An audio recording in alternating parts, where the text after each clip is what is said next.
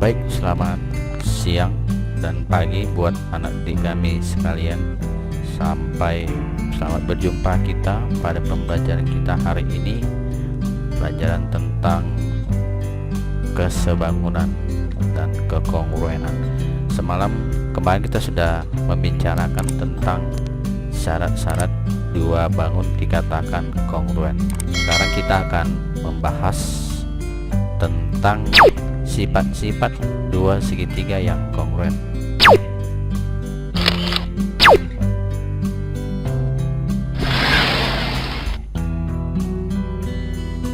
Kemarin sudah kita katakan ya, bahwa materi yang akan kita bahas pengertian dan segitiga yang kongruen, sifat dua segitiga yang kongruen, syarat dua segitiga yang kongruen. Dua segitiga yang kongruen. Dua segitiga yang kongruen artinya apabila kedua segitiga tersebut mempunyai bentuk dan ukuran yang sama. Mempunyai bentuk dan ukuran yang sama. Sisi dan sudut yang bersesuaian adalah sama panjang dan sama besar. Ini kemarin sudah kita bahas ya. Catatan, setiap segitiga yang kongruen juga merupakan segitiga yang sebangun. Jadi kalau dia sudah kongruen, itu sudah pasti sebangun. Akan tetapi setiap segitiga yang sebangun belum tentu merupakan segitiga yang kongruen. Sifat dua segitiga yang kongruen. Dua buah segitiga dapat dikatakan kongruen apabila memiliki sifat-sifat sebagai berikut. Yang pertama, sudut-sudut yang bersesuaian adalah sama besar, dan yang kedua, sisi-sisi yang bersesuaian adalah sama panjang. Ini kemarin sudah kita pelajari ya. Jika dua buah bangun dikatakan kongruen, atau jika dua buah segitiga dikatakan kongruen, maka sudut-sudut yang bersesuaian harus sama besar, dan sisi-sisi yang bersesuaian itu harus sama panjang. Kedua syarat ini harus terpenuhi agar dua buah segitiga dikatakan kongruen. Jadi ada 6 ya, ada 6 karena dia sisinya 3. Kalau segitiga kan sisinya 3 dan sudutnya 3. Berarti ada 6 yang harus kita lihat, baru kita katakan bahwa kedua segitiga itu dikatakan kongruen.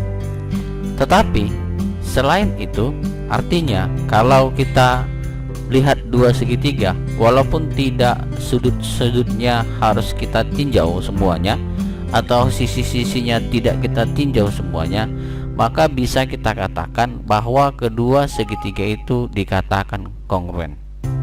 Itu yang merupakan syarat-syarat dua segitiga yang kongruen. Sama seperti manusia.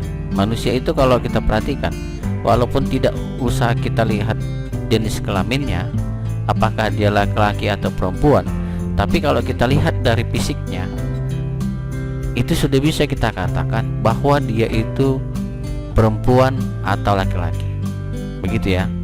Walaupun tidak kita lihat gitu, tapi kita bisa menentukan, oh ini perempuan, oh ini laki-laki. Kita tinjau dari beberapa sifat atau syarat-syarat seorang itu dikatakan perempuan dan seorang itu dikatakan laki-laki.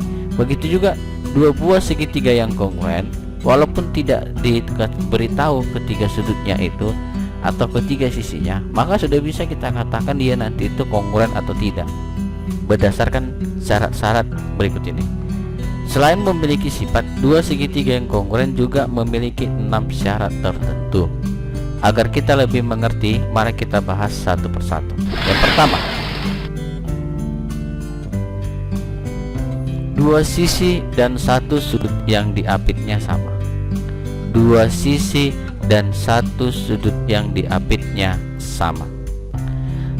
Jika dua buah segitiga KLM dan segitiga OPQ diketahui, sisi LM dan sisi PQ sama, berdasarkan lambangnya sama, sisi KM dan sisi OQ sama, berdasarkan lambangnya sama, dan sudut M sama dengan sudut Q, maka kedua segitiga ini kita katakanlah kongruen. Ini sudah bisa kita katakan kongruen. Ini syarat yang pertama. Oke. Jadi kalau kita perhatikan di sini, jika dua buah sisi pada segitiga diketahui sama panjang dan sudut yang diapit, ini katanya yang diapit, nah ini sudut yang diapit sama panjang sama besar, maka kedua segitiga itu sudah bisa kita katakan sebagai dua segitiga yang kongruen. Itu sifatnya sisi, sudut, sisi, atau biasa disimbol SAS. S itu sisi, A itu sudut, S itu sisi. Oke, ini syarat yang pertama. Artinya begini, kemarin kalau dikatakan dia dua segitiga yang kongruen, maka harus kita tinjau sudutnya, ketiga sudutnya harus sama, ketiga sisinya harus sama, baru dikatakan dia kongruen, begitu kan? Nah ini enggak, asal memenuhi syarat ini, kedua sisi yang bersesuaian sama panjang, dua sisi yang bersesuaian sama panjang, dan sudut yang diapit oleh kedua sisi yang bersesuaian tadi sama besar, maka kedua segitiga ini dikatakanlah kongruen.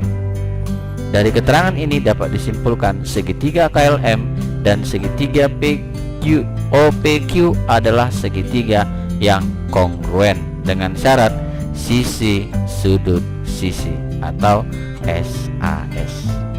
Paham ya? Ini syarat yang pertama. Sekarang kita lihat syarat yang kedua. Syarat yang kedua ini, dua sudut dan satu sisi yang bersesuaian sama. Saya ulangi, dua sudut dan satu sisi yang bersesuaian sama. Ini biasa disimbolkan dengan sudut, sisi, sudut, atau ASA. Sudut F sama dengan sudut S, sudut E sama dengan sudut R. Nah, ini kan dua sudut yang bersesuaian sama besar, dan sisi yang sama EF itu sama dengan RS.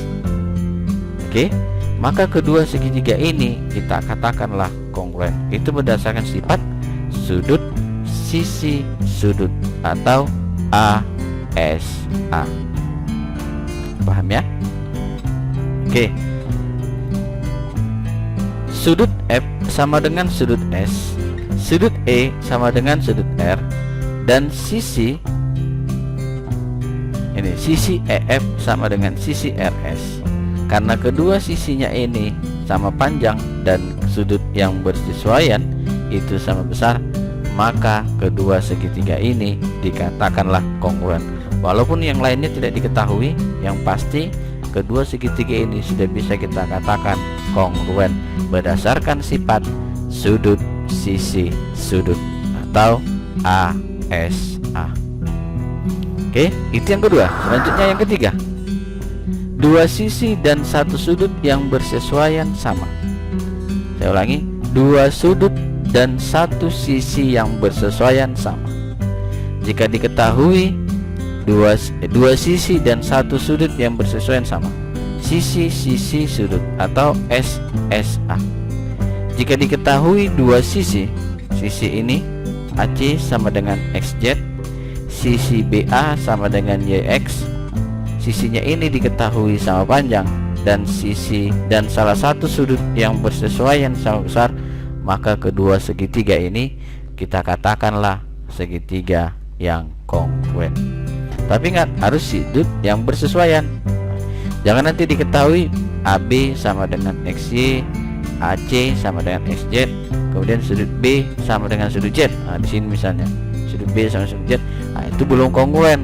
Kalau itu tidak kongruen, karena tidak, sudut yang bersesuaiannya tidak sama.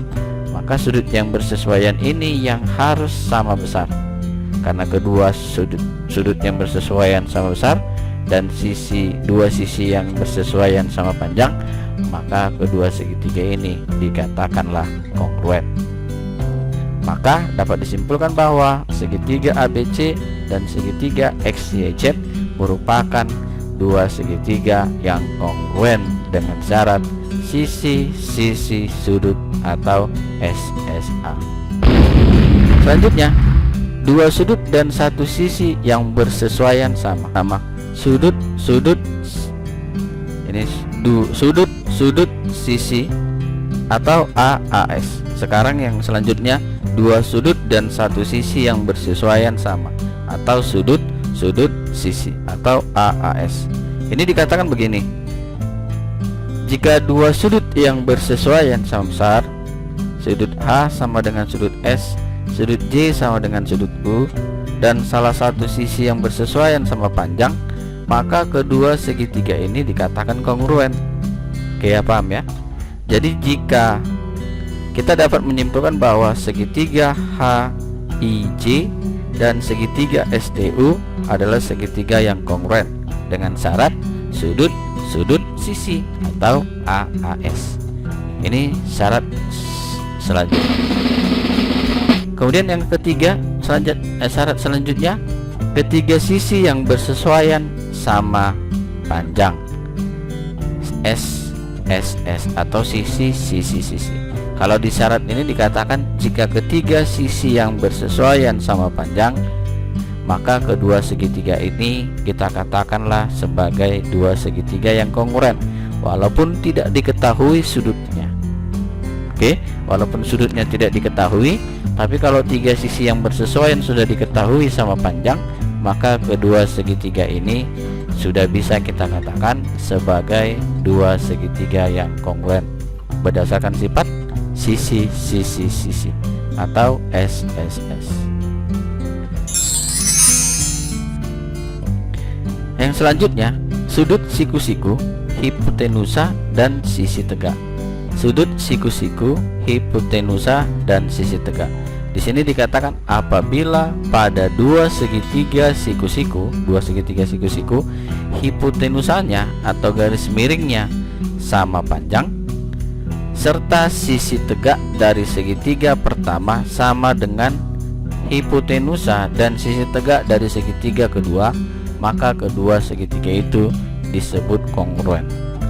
Artinya kalau dua segitiga yang membentuk segitiga siku-siku atau dua segitiga siku-siku, apabila hipotenusanya sisi miringnya sama panjang dan salah satu sisi tegak yang lain itu sama panjang, maka kedua segitiga ini sudah kita katakan sudah pasti sebagai dua segitiga yang kongruen.